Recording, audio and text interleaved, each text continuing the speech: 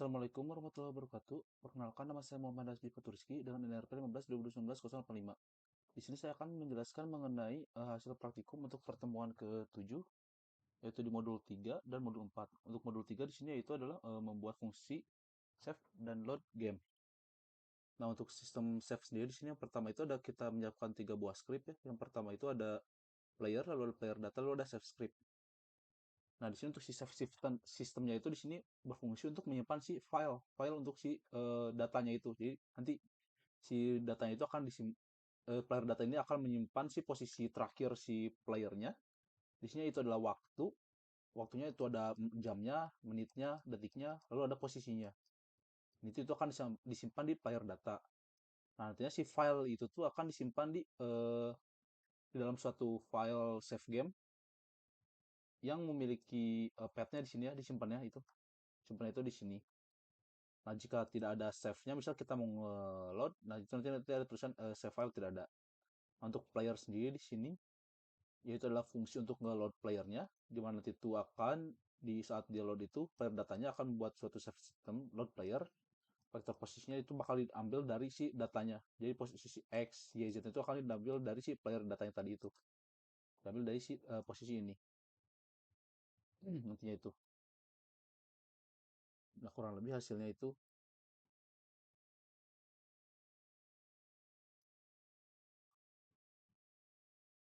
Di sini saya sudah menyimpan si save-nya ya. Kalau ditulis nanti bakal berat. Bentar. Tes,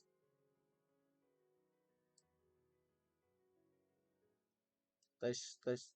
Nah, nanti bakal tersimpan saat kita continue. Nah, itu akan nge-load suatu save file yang sudah disimpan sebelumnya untuk si posisinya dan jamnya. Nah, di bagian sini. Nanti saat di save, itu akan menyimpan save data yang baru. Nah, itu untuk sistem saving. Selanjutnya, untuk ke modul yang berikutnya, di modul 4, yang pertama itu adalah perbaikan. Perbaiki untuk si pergerakan mouse-nya. Nah, di situ ada beberapa perbedaan sebenarnya yang saya buat. Nah, sebenarnya sama aja ya untuk fungsinya itu. Kita di sini menambahkan yang namanya fungsi mouse Y kalau tidak salah. Nah, untuk si Y itu untuk yang gerakan ke atas dan ke bawah. Lalu di sini juga ditambahin sensitifnya.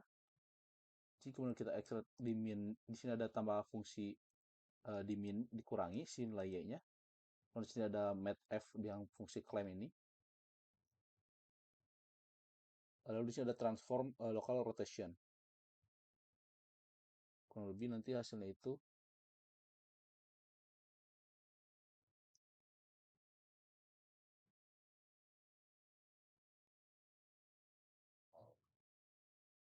nanti itu akan ngelok ke posisi si playernya.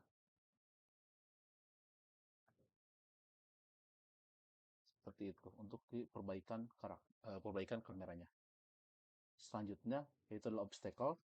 Jadi sini ada beberapa obstacle. Yang pertama itu saya membuatnya hanya di sini ada yang jamur. Yang pertama itu. Selain jamur, jadi di sini saya sudah menyiapkan api juga. Masih flame ini sudah ditambahkan. Di sini untuk tagnya yang pertama itu ada dua ya tipenya, ada obstacle. Di sini ada obstacle, lalu yang kedua itu ada api. Yang api yang satu lagi, nah ini yang flame ini. Di sini fire tagnya. Untuk codingannya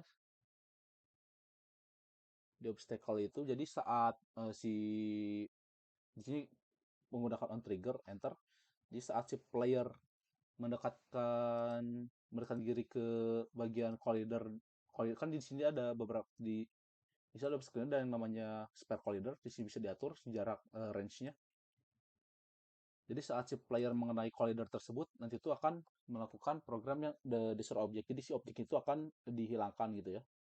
Nah, selain itu juga nantinya ada fungsi kamera shake. Di sini kamera shake itu fungsinya jadi kalau saat si objeknya terkena gitu ya, saat terkena obstacle nanti si salt shake-nya itu akan bernilai true. Nah, akan mengaktifkan si program yang ini, yang kamera random itu, jadi kameranya akan bergoyang gitu. Di sini ada beberapa variabel seperti powernya, kekuatan si goyangannya, lalu ada durasi juga, lalu ada slowdown itu menguranginya, mengurangi kecepatannya. Lalu untuk salt shake ini bolehan yang pertama itu false. Jadi kalau si ada player kena tag obstacle, maka akan bernilai salt shake-nya akan true. Untuk yang fire juga sama di sini kasusnya. Sekalian untuk selanjutnya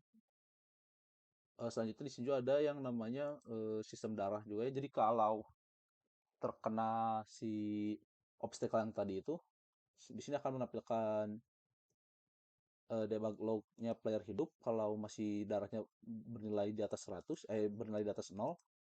Nah, kalau misalnya kurang dari atau tidak sama dengan 0 itu bakal muncul info mati di sini ya, yaitu darah sama dengan 0. Nah, untuk si damage yang diterima player sendiri di sini diatur kalau terkena yang tagnya obstacle itu kan berkurang 30, sementara untuk yang fire itu akan berkurang 10.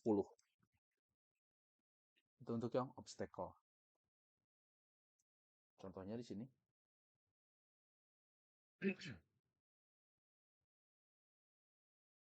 Bentar, untuk skalanya nih.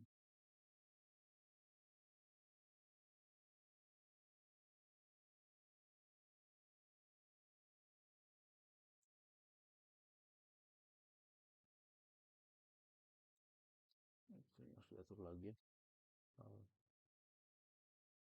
Tapi mulai dulu.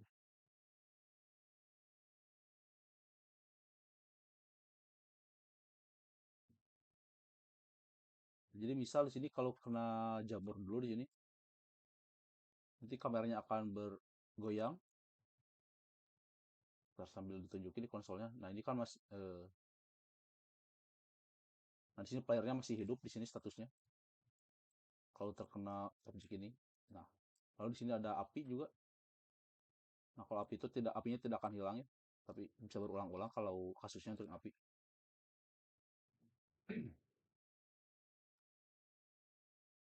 Nantinya itu di bagian sini ya, itu playernya akan, nah di sini kalau misalnya kendaraannya kurang dari, kalau bernilai 0 maka si playernya akan mati seperti itu.